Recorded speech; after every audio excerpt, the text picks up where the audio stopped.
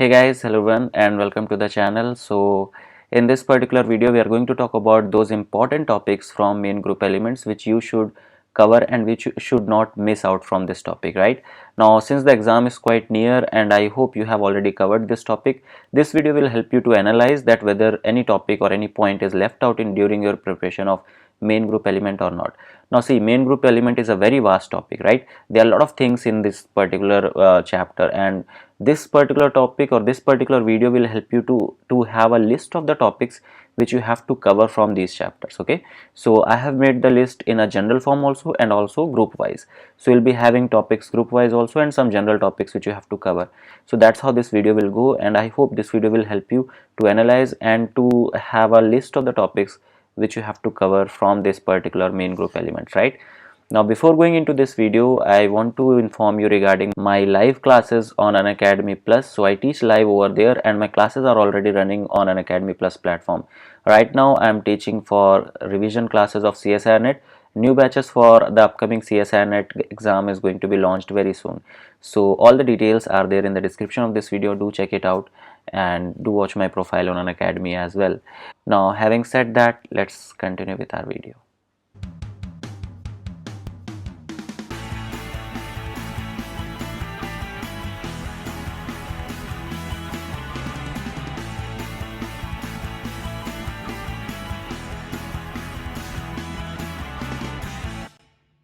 So firstly we'll talk about some general topics which you have to cover from the in order to understand or in order to completely understand this main group elements, right?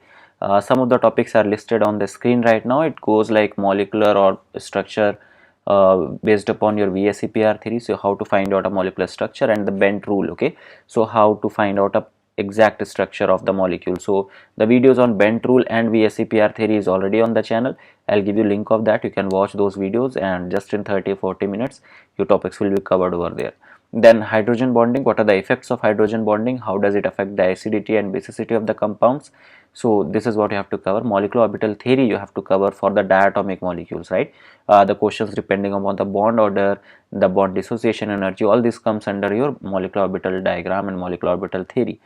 Then comes your dipole moment. So how does a dipole moment affect, or how does you find out a particular dipole moment in the given molecule? Sometimes a very simple 2-marker questions are asked where 4 options are given and it is asked that which of the following molecule will have a dipole moment. Okay, so you should know how to find out dipole moment in a particular molecule. Next is back bonding. So p pi back bonding, p pi d pi back bonding. So these back bondings have very important role in assigning the acidity of the compound or the basicity order of the compound. So this also you have to cover. Then the next is acidity and basicity order. So based upon all these properties or all these points and some additional points, how to decide acidity and basicity order of the given molecules. Okay, so that also comes over here. Basically this comes under your hard and soft acid and base theory. Also it comes under your non-aqueous solvent theory, right? So acidity and basicity of your non-aqueous solvents. So that's what it is. So non-aqueous solvent theory and hard and soft acid base theory. Okay, so these are some of the theories which you have to cover. Then your inert pair effect, what are the consequences of that? And one more point which I missed out over here is your lanthanide contraction. Okay, so that also you have to cover, lanthanide contraction, although it's more of your D block element, like property of D and F block element, but yet if since you are studying all those, so lanthanide contraction also you should just cover it over here itself. The next one I'll just talk about group wise. Okay, so the first group is your S block elements. Now in the S block element you have to study order of ionization enthalpy, then the heat of atomization, how you have to find out the order of them, how it depends on the size and all, electron affinity, then the compounds like your carbonate, bicarbonate, sulfates, carbide, nitride, nitrate and hydride of different elements of the S block element. Okay, so that's what you have to cover. Then your polymeric and organometallic compounds which you have from your S block elements, like your alkyl lithium is one of the molecule. Then there are many other organometallic compounds which are there from which S block elements actually form. So you have to cover them as well. 3 center 2 electron bond is one of the very important property and very important term which you should know. Okay, what are the consequences of that and how does it enhances or decreases the bond strength and all, you should cover them as well. Alkyl lithium is one of the compound which you have to cover from the S block elements. Apart from these, there are some analogous behavior of elements in the S block, so that also you have to cover, like how does lithium is different from all of its group elements. Okay, so some of those points also, when you will study S block element, you will get to see those points as well. After S block elements, let's go to the next group, that is your boron family. In this you have to cover the ionization enthalpy, melting point, boiling point, so all the basic properties of your boron family you have to cover, and how does it changes along the group. Then the compounds of boron family which are important, like boric acid, then your borates are there, then peroxoborates are there, alums are there, boranes are there. In boranes you have to study it in quite detailed manner. So the types of boranes are there, like your orthoborane, metaborane, then different types of boranes on the basis of arrangement, like closo, nido or acanoboranes. Then your STYX code, how to find out STYX code for a given borane. Then the stability of the borane, which borane will be more stable than the other one, the acidity order of these boranes, and then the reactions of them. So this is how like these are some important topics from your boron family. Now in the boron family, aluminum also is one of the important element, so some of the reactions related to that also comes basically related to your aluminum chloride, so AlCl3. So chemistry related to AlCl3 is also asked sometimes, so you should be well aware about that as well. After your boron family, we have carbon family, and in the carbon family there are some specific properties which we have to cover, like catenation, that means self-linking property. So how does it leads to the formation of such a vast variety of carbon elements and all. So that's what we have to see. Then the allotropes of carbon, like diamond and graphite, their differences, then also Buckminster fullerene, so their differences, their properties, all these things in detail. Back bonding and its application in the carbon family, so how does the back bonding affects a particular compound of carbon, so that also you have to cover. Then silicon compounds like silicates, so their types, reactions and uses, that's what you have to cover. In silicones you have to study preparation, types and reactions of silicones. All right, then comes your oxides of the carbon family members, like carbon oxide, basically carbon monoxide, carbon dioxide, silicon oxide, then like that. Okay, so germanium oxide and all. So how does that affects, like how does the inert pair effect affects the structure of the oxide, so that also you have to cover. Okay, so everywhere, like wherever I am telling you about these compounds, your structure also comes into this. Okay, so types, reaction, uses and the structure of silicates, different types of silicates, same goes for silicones also, and same goes for oxides also. In the previous one, same goes for boranes and all. Okay, so their structure and all comes as an additional factor over there. Okay, the next family is your nitrogen family. In this you have to cover the bond energy, the multiple bond formation, like how does it happens in nitrogen and does not happens in the other elements.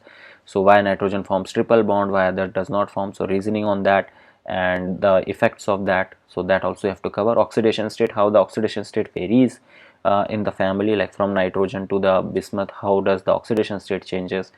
Then the different allotropes of phosphorus, your white phosphorus, red phosphorus, so what is the structure of that and what are the uses and what are the applications of that. Okay, so allotropes of phosphorus you have to cover here. Then the hydrides, nitrogen hydrides and phosphorus hydrides are more important here. Umbrella inversion is one of the property which we have seen in the pyramidal structure of nitrogen compounds, like NH3 and basically trimethylamide, trimethyl ammonia, so those kind of compounds give umbrella inversion. So how does it happens and why does it not happens with the other compounds of nitrogen, so that's where you have to cover up. Then the specific compounds like phosphazines, their preparation, structure and reactions you have to cover. Oxides of nitrogen and phosphorus you have to cover, all the oxides of nitrogen and phosphorus. Then sulfur nitrides, so or also called as your thionitrides, so that you have to cover. Then your oxo acids of phosphorus, so these are some important topics from your nitrogen family. Okay, basically oxo acids of phosphorus, sulfur nitrides and oxides of phosphorus, at least you should know about the structures of them, because generally 4-marker questions are asked just based upon the structures. They are generally asked that how many phosphorus phosphorus bond is there or how many nitrogen nitrogen bond is there, so you should be aware about finding out those things if you know the structures. Okay, so yeah, these are certain things which you have to cover from the nitrogen family. Moving forward to the oxygen family, over here we have allotropes of phosphorus to cover, in which different types of phosphorus are there. Like you have S6, S8, so the structure of that, how does the bonding is different in all of them, and what kind of bonding is it a planar structure, is it a puckered structure, so that's what you have to see. Then PS compounds means phosphorus sulfur compound, so that you have to cover, that you have to see their chemistry, their structures, basically that's more important. Then the oxides of sulfur, the different oxides of sulfur, sulfur dioxide, sulfur trioxides, their reaction, their structures, so that's what you have to cover over here. Then at the end, per acids and oxo acids. Okay, so per acids of sulfur and oxo acids of sulfur, how does they react, how does they what's the structure of them. So these are certain things from the oxygen family. So the elements you can see which are on the low side of the group, like which are lower in the group, they do not have much chemistry to be discussed. Only those elements have much chemistry which are at the quite higher level, or in the group which are which belong to period number 3 or 4. That's it. Okay, so up till there only there is much interesting chemistry which is there, which is studied, the reactions which are studied, and where the questions generally come from. Next we will talk about the halogen family. So in the halogen family, the things are quite interesting. In the halogen family, you have to study about the bond dissociation energy, how does it changes in the different halides, then the solubility of them in the different solvents, then the interhalogen compounds. Here this is specifically a different type of different genre of questions. Okay, so where you have like interhalogen compounds means your preparation of them, reaction of them, structure of them, and their properties. So they all especially comprised of a different type of a different part of your main group element itself. Okay, it's very vast to study interhalogen compounds, but yet some major interhalogen compounds you have to cover, like fluorine and iodine compounds, basically like IF7, IF5. So what's the structure of them, how to prepare them, how the reaction of them happens. So these things you should cover from the interhalogen compounds. All right, so in halogen family there is not much to be discussed, but yeah, these are certain things which are important. At the end we will talk about the noble gases. So in the noble gases there is not much chemistry of noble gases, as they do not like to react easily. They react in very in very given condition, or in very forced conditions. So their general solubility is being asked or discussed. And then comes the compound of xenon, where all the chemistry of your noble gas starts. Okay, so xenon compounds are well known, and the reactions of xenon compound, their structures. Okay, then their structures, so and their reaction structure and their properties. Okay, so these you have to cover up from the noble gases. So these are certain things, these were certain topics and certain points in the main group elements which you have to cover. If you do this much, there is high chances that you will be able to do questions from the main group element. Okay, so at least you should not miss out these topics which I have discussed in this video. If you find, and if you think that there are some more topics which needed to be added, do let me know in the comment section, and do let me know that what are those topics according to you. Alright, so that's all from my side, guys. Thank you so much for watching, and if you are new to this channel, do subscribe to the channel. Please like to this video if you like it, share it with your friends, because you know sharing is caring. And I'll be soon come up with new videos for the upcoming CSI NET exam preparation, right? So this was a video, and this was a intent to help you all, to just give you a particular content, so that you do not miss out these topics during your preparation. Okay, so I hope this was helpful for you and you all like this. If you have any doubt, you can ask me in the comment sections below. And that's all from my side. Thank you so much for watching, and have a great day. Bye bye.